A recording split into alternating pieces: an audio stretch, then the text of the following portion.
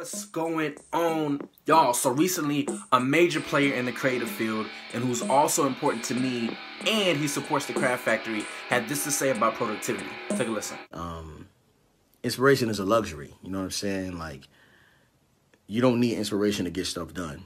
You know, you probably need inspiration to get the stuff you like done. You know what I mean? It's a big difference. But you don't actually need inspiration to get stuff done.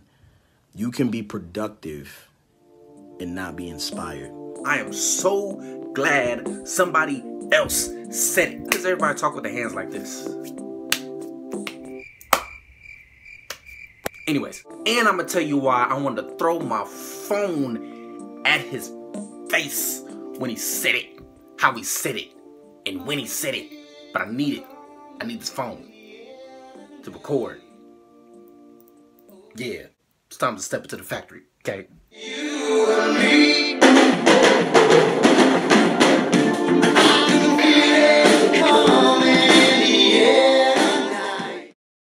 Thank you for stepping into the factory for another video. Now look, I know for me this year and even last year, I did a lot. And I'm not trying to brag, I'm not trying to boast about anything, but sincerely, I really busted my butt to get a lot of stuff done to be productive. And really, I had to throw away my attitude, I had to throw away a lot of stuff in order to get stuff done. Why? Because I was basing everything off of how I felt in that moment. We get so caught up in inspiration that we miss the moments to just get stuff done. Inspiration is a very high risk, high reward type thing, because really when you think about it, when you have inspiration, you're really doing stuff on a temporary basis. You're not really doing a whole lot, because what happens when the inspiration leaves? Then you won't do nothing. You become lazy. When you become lazy, your work ethic just goes like that. Inspiration has emotions involved. When you have your emotions sometimes involved in your work, it doesn't really come out with the best quality or with the best substance that God wants it to have. When you take away your emotions and how you feel,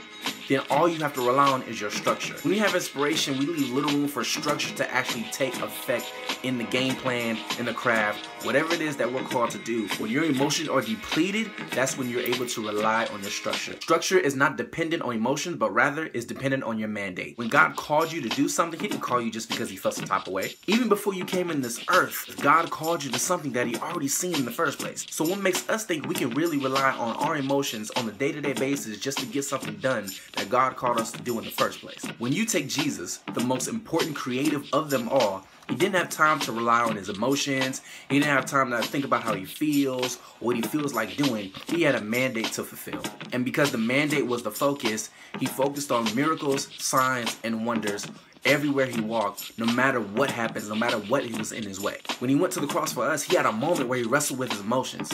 But because His emotions was not as important as His calling, He pursued His calling, fulfilled what He was supposed to do, and therefore He gave us life. Even though He wrestled with His emotions just for a little bit, He still went forward with the calling that God gave Him, therefore giving us the example on how to rely on structure and not necessarily rely on our emotions. When we depend on our emotions so much, then we make the project, we make the craft or the idea about us rather than the one who gave us the idea in the first place. When you build up enough discipline in your system, then the structure will become easy to follow, no matter how you may feel. So when you wake up in the morning and you don't feel like writing that assignment, you're able to do it. When you don't feel like writing that poem, you're still going to do it because of the structure.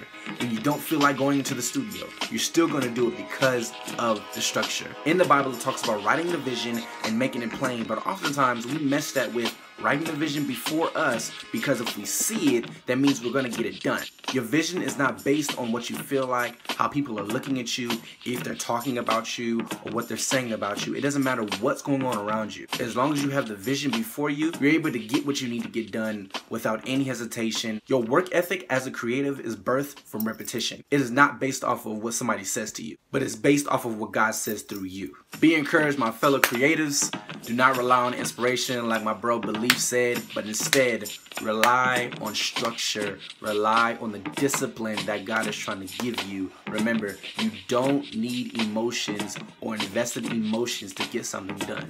All you need is structure, you need discipline, and when you finally get done, you'll be satisfied with the result, because you'll finally realize how much your emotions was never needed in the first place. Peace.